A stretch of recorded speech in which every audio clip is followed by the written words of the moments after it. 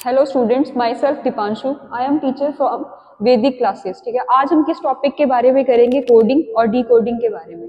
तो basically coding और D coding जो है एक तरह से टॉपिक है। ये आपके आरआरबी का एग्जाम हो गया, एसबीआई का एग्जाम है, ठीक है, क्लर्क का एग्जाम है, आईबीपीएस पीओ है। उन सब में आपने देखा होगा कि रीजनिंग में सबसे ज्यादा मार्क्स में आपके पास क्या आ रही है? कोडिंग और डी कोडिंग जो है वो आती है।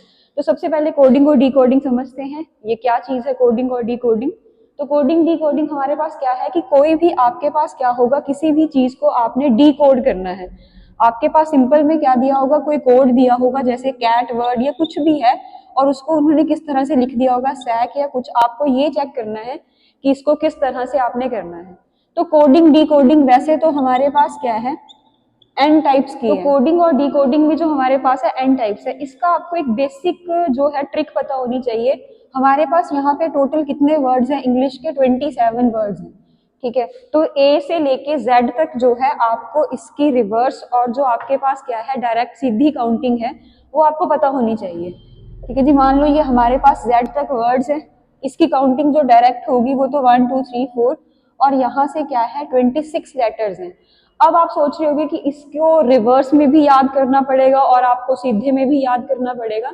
तो रिवर्स में याद रखने के लिए आपको ये नंबर 27 जो है इसको दिमाग में बिठा लीजिए। अब रिवर्स को पीछे से फॉलो कैसे आपको पता लगे कि ये नंबर कौन सा है? जैसे मान लो हमने यहाँ पे इसका फाइंड आउट करना है कि रिवर्स में क्या होगा, तो आपने सिंपली क्या करना है, 27 में से 3 जो है उसको सब्ट्रैक्ट करोगे तो आपके पास कितना आ जाएगा, यहाँ पे 24 जो है ये आपके पास क्या आ गया, 24 आ गया। तो यहाँ से हमने काउंट किया कि आपको टोटल 26 है। बस एक नंबर ज्यादा याद रख के आपको क्या करना है कि इसकी सीधी काउंटिंग में से वो नंबर सब्ट्रैक्ट कर दोगे तो हमारे पास जो है वो रिवर्स वाला भी आ जाएगा। अब हम इसकी टाइप्स की बात कर रहे थे। वैसे तो हमारे पास काफी टाइप्स हैं। एक आपके पास इसमें लेटर है, ठीक है जी। लेटर के बाद इसमें आपके पास आ जाएगी नंबर। नंबर के अलावा हमारे पास होती है ग्रुपिंग, और ग्रुपिंग है चाहे लेटर है, ये सारे क्या है कि आपके वर्ड्स जो हैं उनको यहाँ पे अरेंज किया गया है उसके हिसाब से, ठीक है। लेटर है, ग्रुपिंग है, नंबर हो गए, सिंबल्स है हमारे पास, और लास्ट आपकी कौन सी है, मिसलीनियस जो है वो। ये हमारे पास कुछ टाइप्स हैं जो ज्यादातर आपके पास क्या है कि रिपीट होगी। मिसलीनियस में आपके पास क्या है कि सिंपली हमारे पास मिसलीनियस वाला जो है उन सब का मिला जुला जो है आपके पास मिसलीनियस में आएगा। ये 3 जो है ग्रुपिंग हो गया, सिंबल हो गए, और जो आपके पास क्या है मिसलीनियस, ये इजी है।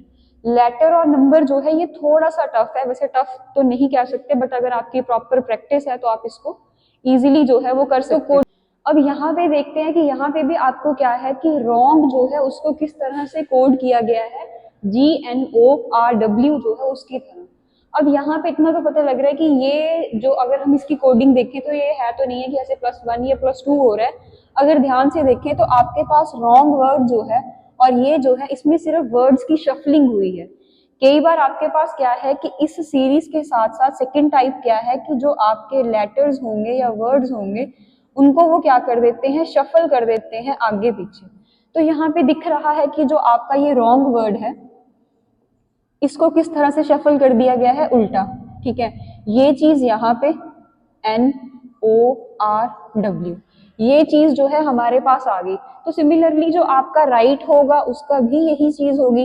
राइट के केस में हमारे पास THGIR जो है ये हमारे पास होगा, और हमने देखा कि TH जो है यहाँ पे, और हम इसको फटाफट टिक कर देंगे, बट ये इसका आंसर जो है वो नहीं है। अगर आप ध्यान से देखोगे तो यहाँ पे क्या है कि THI है, हमारे पास क्या है THGIR है। तो ये वाला तो ऑप्शन नहीं है। मतलब यहाँ पे तो शफलिंग हो रही है बट इधर जो है वो शफलिंग नहीं हो रही। तो शफलिंग जो है इस केस में या तो आपके पास किस तरह से होगी, असेंडिंग में, या फिर आपके पास क्या है डिसेंडिंग ऑर्डर जो है ये उस तरह से भी शफलिंग जो है उसको फॉलो अप करते हैं, और आपके पास क्या है कि इसका आंसर होगा। तो जब आप इसको शफलिंग करोगे तो आपने इसको प्रॉपर तरीके से वर्ड्स जो है वो ध्यान रखना, जब भी कोडिंग डिकोडिंग करोगे तो उनको लिख लेना ताकि इजी रहे। अब यहाँ पे हमारे पास किस तरह से है, यहाँ पे पहले G, फिर N, फिर O, फिर R, फिर W। मतलब ये आपके पास क्या है कि इंक्रीजिंग ऑर्डर में जा रहा है। तो अब आपको यहाँ पे भी देखना पड़ेगा कि इंक्रीजिंग ऑर्डर में वर्ड्स जो है उनको आप अरेंज कर सको, वर्ड्स की ही आगे पीछे शफलिंग होगी। तो अब यहाँ पे आपने राइट वर्ड जो है उसकी शफलिंग उस हिसाब से करनी है। तो राइट में आपके पास सबसे पहली चीज कौन सी आएगी यहाँ पे, अगर हम शफलिंग करें यहाँ,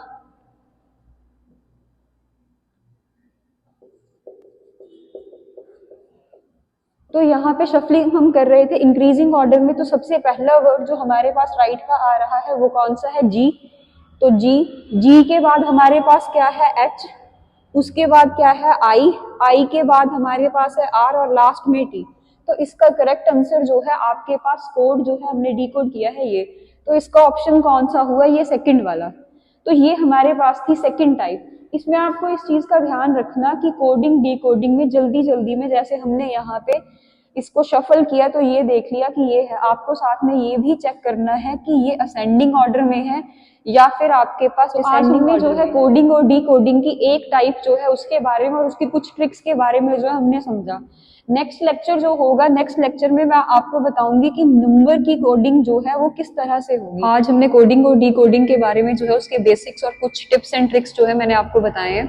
तो जो आपका नेक्स्ट लेक्चर होगा, नेक्स्ट लेक्चर में जो है हम आपको किसके बारे में बताएंगे कि और कौन सी इसकी टाइप्स जो है नंबर के बारे में, ठीक है, और भी हमारी टाइप्स हैं उनके बारे में एक्सप्लेन करेंगे। तो इसको समझने के लिए आप हमारे पेज के साथ जो है जुड़े रहें।